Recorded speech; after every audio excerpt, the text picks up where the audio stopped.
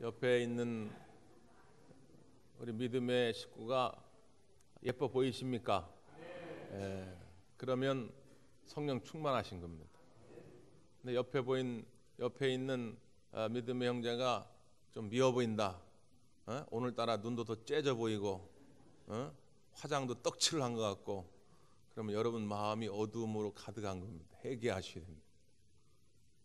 항상 우리가 주님의 마음으로 충만히 채워져 있으면 항상 우리 내 형제들이 정말 사랑스럽게 보여질 줄 믿습니다. 우리가 지금 몇 주간 동안 찬양하는 사람들이란 주제를 가지고 말씀을 나눕니다. 우리의 믿음의 선배, 믿음의 동역자들은 어떤 상황 속에서 어떻게 찬양하고 고백하는 삶을 살았는가 우리가 보면서 배우고, 또 우리 시대의 나의 삶 가운데 적용해 보려고 말씀을 나누고 있습니다. 오늘도 마찬가지로 잠깐 찬송을 소개하는 영상을 보고 그리고 말씀을 나누도록 하겠습니다. 찬양가 가사처럼 여러분도 우리 주님을 더욱 사랑하는 하루하루의 삶이 되기를 바랍니다. 이전에도 한번 소개한 것 같은데, 닐 기유메트라고 하는 분이 쓴 책 가운데 영혼에서 샘솟는 아름다운 이야기라는 책에 보면 이런 이야기가 나옵니다. 마이르라라고 하는 한 여인의 이야기인데요. 그가 삶에 너무 지쳐가지고 불면증에 시달립니다. 그래서 약을 의지하지 않고는 잠을 잘 수가 없는 그런 형편이에요. 어느 날도 마찬가지로 병원에 타온 약을 가지고 억지로 이제 잠에 들게 되는 것이지요. 근데 비몽사몽간에 무슨 이야기를 듣냐면 그 집에 있는 인형들이 서로 하는 이야기를 듣게 됩니다.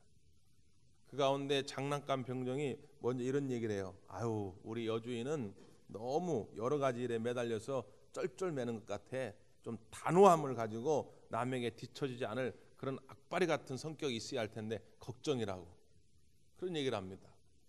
그랬더니 옆에 있던 고무공이 얘기합니다.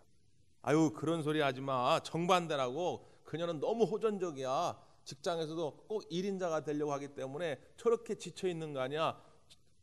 우리 여주인은 조금 너그러운 마음을, 넉넉한 마음을 가져야 돼. 이렇게 얘기합니다.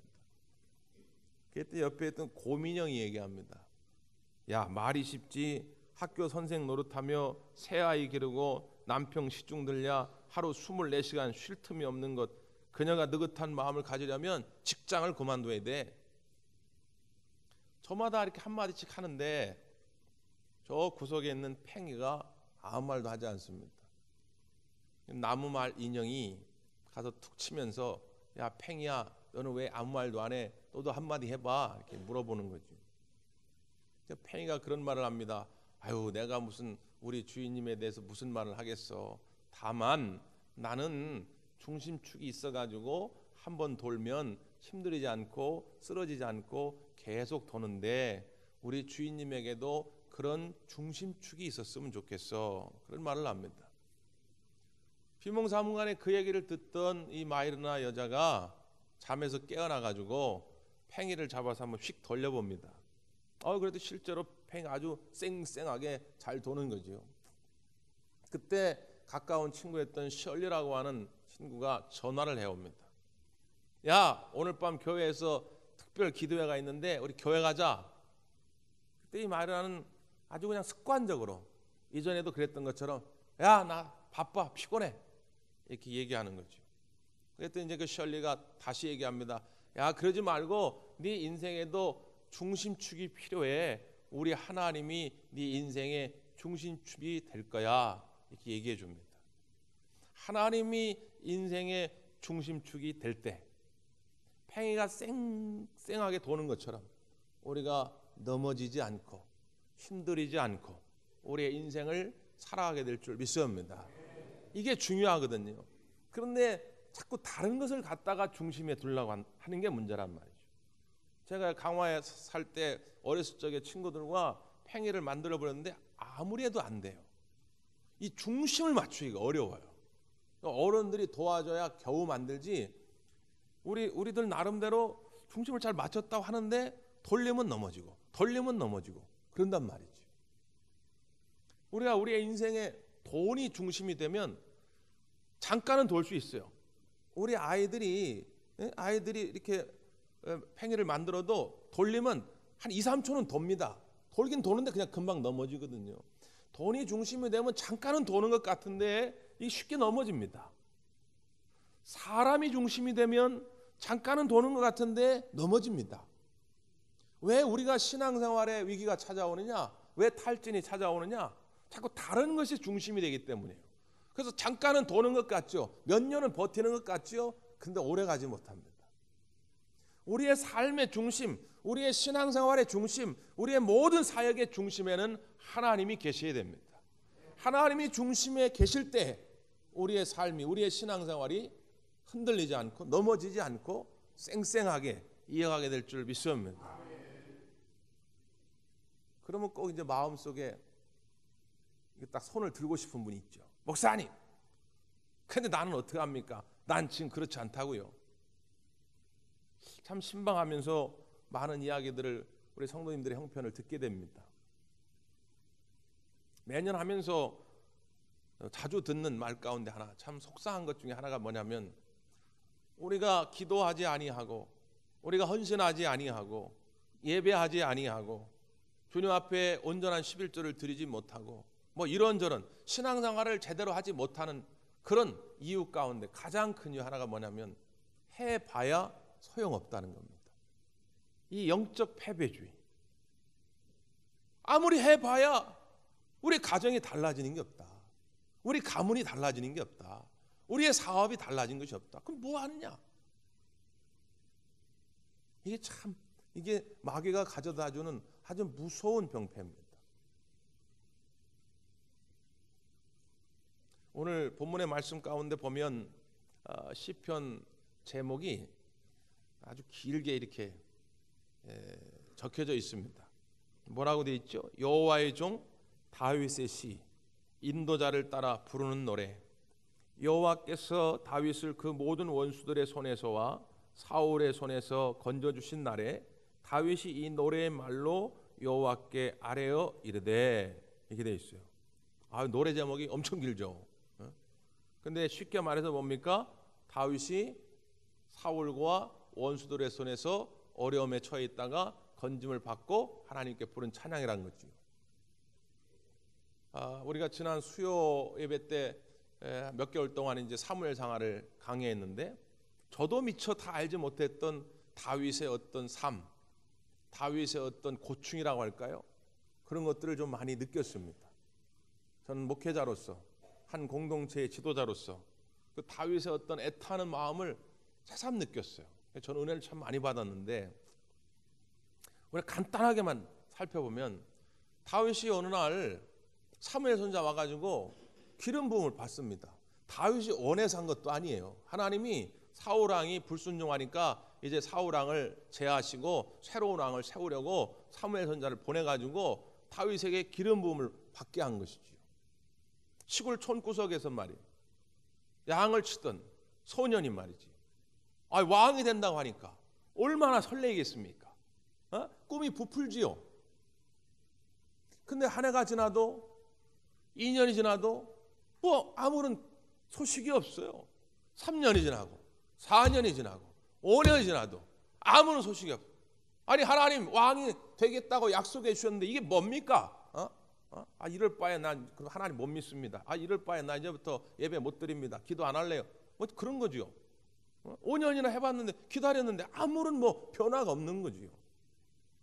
그 정도면 다행인데 5년쯤 지났는데 어떤 일이 발생했냐면, 오히려 사울이 이 다윗에게 질투심을 갖게 됩니다.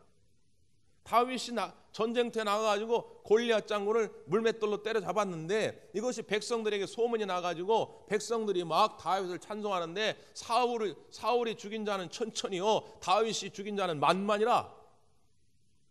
사울보다 한 10배는 위대하다는 거예요. 그러니까 사울이 이야기를 듣고 화가 나는 거지요. 그래가지고 다윗을 죽이러 다닙니다. 다윗이 무슨 뭐 사울의 재산을 뺏어갔습니까? 무슨 뭐 사울에게 뭐 나쁜 짓을 했습니까? 아무런 잘못이 없는데 그렇게 쫓겨다니기를 무려 10년을 합니다. 차라리 왕으로 세우시겠다고 하나님 약속이나 하지 말지, 하나님 내게 부푼 꿈이나 주지 말지, 목사님을 통하여 설교 말씀이 선포될 때 마음의 설렘이나 주지 말지, 그러면 그런 기대는 안 했을 텐데. 목사님 잔뜩 그냥 설교를 통해 가지고 마치 내 삶이 막 크게 어떻게 될 것처럼 부풀게 해놓고 5년을 기다리고 10년을 기다리고 15년을 기다렸는데 되는 건 아무것도 없네. 환장할 노릇이죠. 그럼에도 불구하고 다윗은 하나님을 원망하지 아니했다는 겁니다. 그 입술에 불평의 노래가 나온 것이 아니라 그 입술에 감사의 노래가 나왔다는 거예요. 찬양이 넘쳐났다는 거죠. 그 대표적인 시가 오늘 시편 18편입니다. 끝까지 다 외우진 못할지라도 1절부터 6절까지는 암송하면 좋겠어요. 우리 한국교회 성도들이 암송하는, 아주 애송하는 시 꼽으면 탑5 안에 드는 그런 성경 구절입니다. 다윗이 그러한 정말 기다림에 지쳐 해봐야 안 되겠구나 하는 이 영적 패배주에 빠질 수밖에 없는 상황 속에서도 그의 입술에 찬양이 끊이지 않을 수 있었던 이유. 자, 첫 번째는 이런 겁니다. 우리 1절을 한번 보십시오. 1절 시작.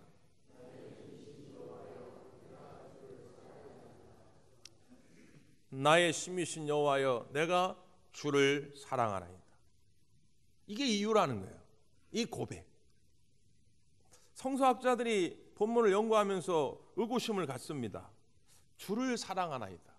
구약 성경에 보면 인간이 직접 하나님께 내가 주를 사랑하나이다 고백한 게 여기밖에 없습니다. 감히 어려워서 하나님 앞에 하나님 내가 하나님 사랑합니다. 우리가 지금이야 예수님의 은혜 덕으로 이렇게 쉽게 얘기하지만 구약 시대는 이게 이렇게 표현하기가 어려운 거예요. 그러니까 성서학자들이 이거 잘못 해석한 거 아닌가? 응? 나의 힘이신 여호와여 내가 주를 높이나이다. 네? 내가 주를 경배하나이다. 뭐 그런 말을 훗날에 이 성서 기자들이 이걸 잘못 번역하거나 옮긴 것이 아닌가 이렇게 얘기했던 소수의 학자들도 있습니다. 그러나 이 고백은 다윗만이 할 수 있는 아주 특별한 고백입니다. 그의 삶 가운데서 경험했던 하나님, 나를 떠나지도 버리지도 아니하시고 내가 사망의 음침한 골짜기를 다닐 때에도 나와 함께 하셨던 그 하나님, 이 사랑 고백을 안 할 수가 없는 것이죠. 그래서 힘들 때마다 고민될 때마다 다윗은 이 고백을 드리면서 이겨낼 수 있었던 것입니다. 이 고백, 예수님이 부활하셔가지고 베드로에게 나타나셨습니다. 실패 때문에, 미래에 대한 두려움 때문에 고향으로 도망쳐가지고 물고기 잡던 베드로에게 나타나서 예수님이 물으신 것은 뭡니까? 네가 나를 사랑하느냐?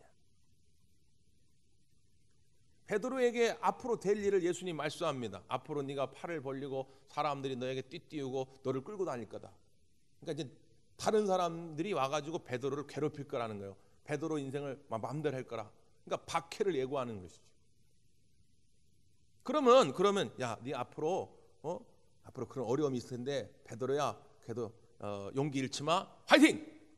뭐 이런 말씀을 한마디 해야 될 거 아닙니까? 아니면 지난날 과거에 야, 너 왜 나를 모른다고 3번이나 부인했냐? 떼끼 이놈, 너 앞으로 그러지 마. 그런 말이라도 있어야 될 거 아닙니까? 근데 과거에 대한 책망하시지도 아니하고 미래에 대한 그 박해만 예고하면서 어떤 비결책, 대비책을 주시는 것도 아니고 그냥 한 가지만 묻는 거예요. 네가 나를 사랑하느냐?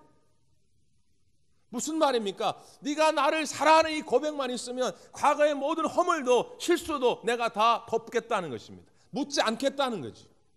네가 나를 사랑하느냐? 이 고백만 있으면 네 앞에 어떤 고난이 올지라도 너는 이겨낼 수 있다는 거지. 칼을 누가 들이대고 네 생명을 위협할지라도 내가 주님을 사랑합니다. 이 고백만 있으면 너는 두려워하지 않을 수 있다는 것입니다. 이게 사랑 고백의 힘이죠. 우리의 가정이 왜 흔들립니까? 돈 때문입니까? 성격 차이 때문입니까? 아니요. 이 사랑의 고백이 식어지기 때문입니다. 인류 역사상 이 사랑 고백 하나 가지고 가난을 극복한 부부가 얼마나 많습니까? 질병을 극복하고 말이죠. 어려운 서로 다른 성격을 극복한 사람들이 얼마나 많아요. 근데 문제는 뭐냐? 이 사랑의 고백이 식어지면 돈이 수백억 재산가라도 결국 가정은 해체될 수밖에 없습니다. 그런 거 아닙니까? 이 사랑의 고백. 쥐를 가지고 실험을 합니다. 쥐는 평형 감각이 없어가지고 자기 등치보다 작은 길을 건너지 못합니다. 실험을 해요.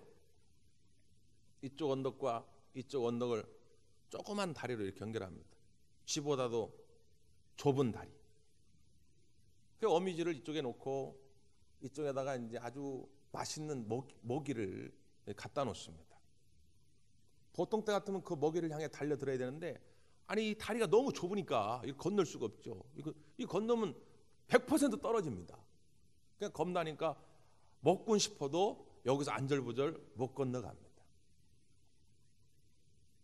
근데 이번에는 먹이가 아니라 갓 낳은 새끼쥐를 이쪽에 갖다 놓습니다.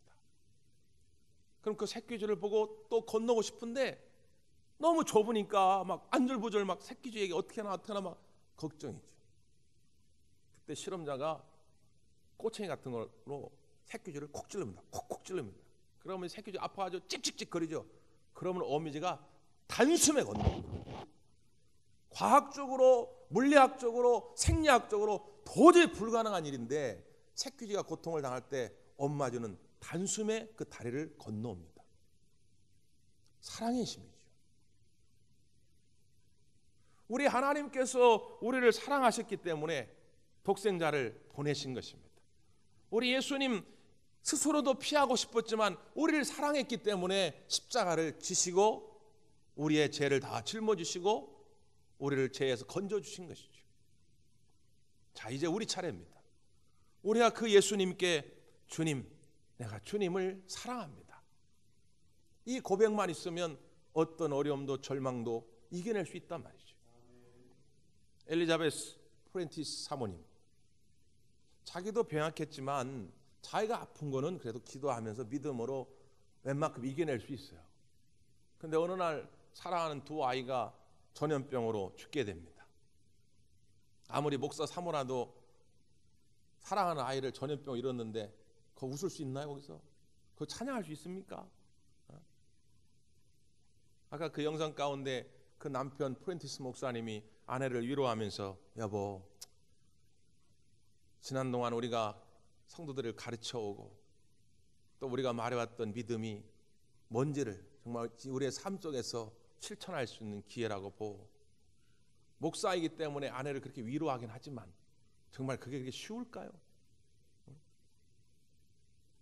쉽지 않죠. 그럼에도 불구하고 이 엘리자베스 프렌티스 여사는 내가 이렇게 하기로 작정하기로 했다면서 찬양 가사를 쓴 것입니다. 내 구주 예수를 더욱 사랑. 내 진정 소원은 내 구주 예수를 더욱 사랑. 더욱 사랑. 그 주님을 더욱 사랑하기로 고백하기 시작하니까 그 마음에 있던 억눌렸던 모든 어두움이 떠나가고 슬픔이 떠나가고 두려움이 떠나가게 되었다는 것이죠. 우리 사랑하는 대원 가족들에게 주님을 향한 이 뜨거운 사랑의 고백이 살아나기를 바랍니다. 두 번째로 우리 2절 말씀입니다. 2절 시작.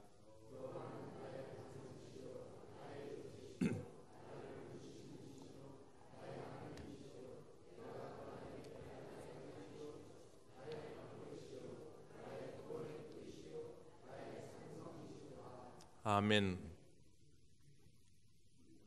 다윗이 하나님을 표현하면서 여러 가지 표현을 쓰죠. 반석, 요새, 건지시는 이, 또 피할 바위, 방패, 구원의 뿔, 산성. 각자 다른 표현이지만 결국 의미는 하나지요. 다윗은 참 천재 시인입니다. 그러니까 시적인 언어를 잘 쓸 줄 알던, 그러니까 우리가 보통 사람, 일반 사람들을 잘 쓰지 못하는 시적 언어를 잘 썼던 사람이에요. 시적 언어는 그 안에 담겨진 어떤 의미가 있지 않겠습니까? 이번에 장관 인사청문회를 하는데 문화체육부 장관 후보자 도종환 의원이 나왔는데 원래 시인이잖아요. 그분이 아주 유명한 시인이거든요. 그런데 이제 지난번 예전에 북한을 방문했다가 북한의 어떤 그 도시 풍경을 시적인 언어로 담았는데 승복의 빛. 그랬더니 한 의원이 왜 그렇게 표현하냐고. 아니 그거 어떻게 표현하냐고. 아까 승복이라는 게 저도 이번 처음 알았는데 승복 이게 어려운 말 같은데 쉬운 말이더라고요. 중옷이더라고. 중옷. 쉽게 해석하면. 그러니까 승복의 빛깔은 중옷 색깔이라는 거예요. 중옷은 무슨 색입니까? 회색이죠, 회색. 북한에 갔더니 전기가 안 들어가지고 도시 분위기가 평양이 우중충하더라는 거예요. 그래서 그 회색빛 도시의 이미지를 그리려고 승복의 빛깔. 이게 참 시인들은 대단한 거예요. 그랬더니 그 의원이 왜 그렇게 했냐고. 시멘트 빛깔이라고 그러지. 아니 이게 무슨 말이 됩니까? 아니 시인이 그러면 시멘트 빛깔 같은 평양거 이게 시적 언어로 이해를 해야지. 그걸 가지고 무슨 또 정치적으로 이렇게 해석하거나 이러면 문제가 생길 수 있죠.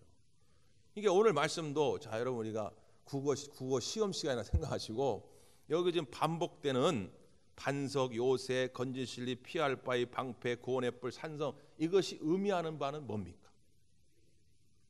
결국 한 가지인데 하나님은 어떤 분이라는 거예요? 나의 피난처가 되신다. 다윗은 이걸 경험한 거예요. 다윗이 10년 동안 쫓겨다니면서 죽을 뻔한 위기가 얼마나 많았습니까? 근데 죽을 뻔하는데 살아나고 죽을 뻔하는데 살아나고 하나님이 그때마다 피할 길을 열어주셨다는 거예요. 끝이 아니구나. 그래서 다윗이 반복적으로 사용한 단어가 뭐냐면 나의 너의도 아니고 우리의도 아니고 나의. 내가 믿는 하나님은 바로 나의 하나님이다. 어떻게 그렇게 나를 잘 아시고 내 형편을 그렇게 잘 아시고 나에게 피할 그런 상황들을 주시는가. 여러분 우리 하나님 보실 때 여러분 한 사람 한 사람은 아주 특별한 존재임을 믿으시길 바랍니다. 나의 하나님. 아까 말씀드렸던 것처럼 해도 안 된다. 여러분 그렇게 생각하지 마십시오. 아직 끝이 아닙니다. 하나님 보실 땐 여러분이 너무 소중해가지고 온 세상 천하를 다 주고도 바꿀 수 없다고 그랬어요. 천하를 다 주고도 바꿀 수 없는 존재가 여러분이라면 지금 여러분 처한 상황 속에서 내가 보는 관점이 달라져야 되지 않겠습니까? 하나님이 나를 최고로 여기시는데. 요즘 이 SNS가 발달하면서 소위 말하는 악플이 자꾸 문제가 됩니다. 악플. 자기는 원래 그렇게 보지 않았는데 악플이 많이 쌓여지기 시작하면 다른 사람이 보는 나의 모습이 진짜 나처럼 착각하게 돼요. 그러니까 다른 사람이 자꾸 나한테 X표를 붙입니다. 야, 너는 못생겨서 X, 너는 돈 못 벌어서 X, 사업 못해서 X, 너는 뭐 가진 것이 없어 X, X. 실제 나라는 존재는 그게 아닌데 다른 사람이 다 X를 붙여놓으니까 진짜 나는 X표 인생인가 하고 착각하게 되죠. 그래서 우리가 잘 나가던 정말 인기가 하늘을 찌르던 연예인들도 스스로 목숨을 끊는 겁니다. 잘 나가던 기업인, 여러분 돈 없다고 죽는 게 아니에요. 기업인들 자살하는 거 보십시오. 그들은 재산이 수십억 수백억 대, 근데 스스로 목숨을 끊어요. 잘 나가던 정치인, 그렇게 유명했던 정치인들도 스스로 목숨을 끊어요. 잘못된 자화상을 만들어가기 때문에 그렇습니다. 다른 사람들이 X표 친다고 해가지고 여러분 그거 제대로 믿지 마세요. 진짜로 객관적으로 분명하게 우리를 보시는 분은 하나님밖에 없습니다. 하나님은 절대로 여러분에게 X표를 치신 적이 없어요. 못생겼다고 X표, 못 배웠다고 X표, 돈 못 번다고 X표를 치신 적이 없어요. 야, 너는 이 세상 전부를 다 주고도 바꿀 수 없는 내게는 가장 소중한 존재다. 이게 하나님의 마음입니다. 그 하나님만 피난처 삼고 하나님만 안식처 삼을 때 오늘 다윗처럼 용기가 다시 살아날 줄 믿습니다. 마지막으로 우리 6절 말씀입니다. 6절 시작.